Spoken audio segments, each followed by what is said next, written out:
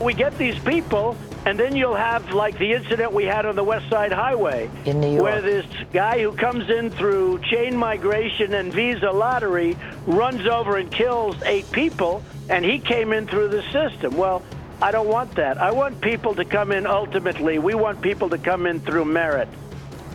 That was President Trump on Fox News last night talking about the way forward on immigration and his plans for a border wall, which he still says Mexico will pay for. But according to Mexico's president, they're not budging on this. Yeah, in fact, Mexico's president, Enrique Peña Nieto, just called off an official trip to Washington to meet with President Trump after another tense phone call last week over that wall. Let's bring in CNN congressional reporter Lauren Fox. So what happened on this phone call, Lauren, that changed the plan for the president?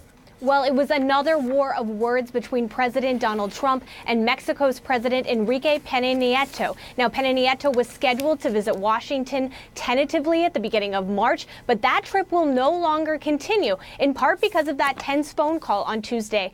Now, the president, according to a White House official, continued to push for Mexico to finance that border wall. That is something that he's been doing since the early days of the 2016 presidential campaign, and it's something that Peña Nieto has been consistently saying Mexico will not pay for. Now, a White House official said that this phone call was less tense than one in January 2017, where Peña Nieto canceled another trip to Washington, but the phone call led to no resolution about the funding of that wall. We should note that President Trump is trying to get money for the wall any way he can. He's also pushed Congress to fund his wall, and while a bipartisan group of lawmakers presented him with a plan that would give him $25 billion in border security in exchange for citizenship for 1.2 million Dreamers, the president rejected that plan, saying he wanted more changes to the legal immigration system. Commentary writer and editor for the Washington Examiner, Siraj Hashmi, with us now. This is not the first time this has happened. Siraj, January of last year, the Mexican president called off a planned trip to meet with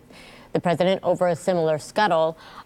If the president cannot convince Mexico to build this wall, is there a political ramification for him? For President Trump, right now, the main ramification is if he allows amnesty for the estimated 1.2 million undocumented immigrants. That would be the huge concession that really hurts within his base. Building the border wall, that's become sort of a non-factor, and really this game of chicken between Peña Nieto and Trump, for a lot of people, is not as big of a deal.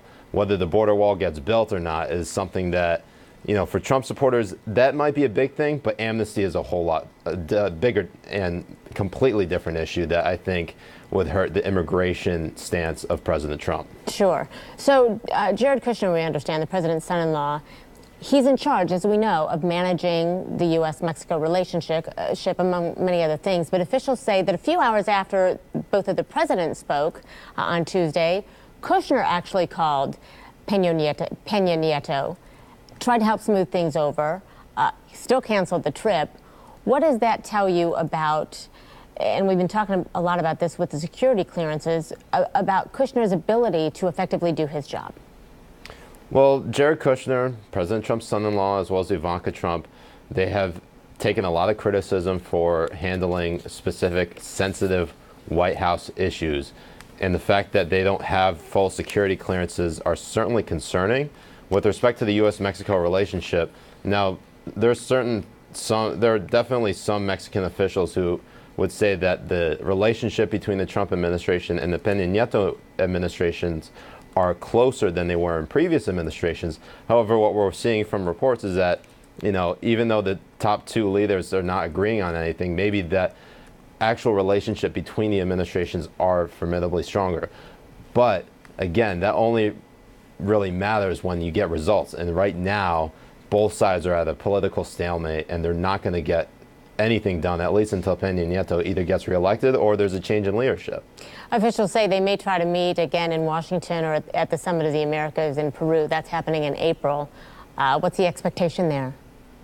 The expectation is probably more of the same. You know, you're going to have this, you know, chest thumping, whoever can back down first is really going to be the winner in all of this, because You know, with President Trump's border wall, that's, you know, anywhere from $12 to $15 billion by conservative estimates, all the way up from $67 billion by Democratic estimates. You know, the American taxpayers are going to be paying for all of that and getting, you know, whatever, money from Mexico. Is that going to go back to the American taxpayers? We're not so sure right now. And President Trump needs to make a convincing argument, at least in the lead up to the midterm elections, that this is still a good idea. Right, right. Siraj Hashmi, we appreciate it so much. Thank you. Thank you.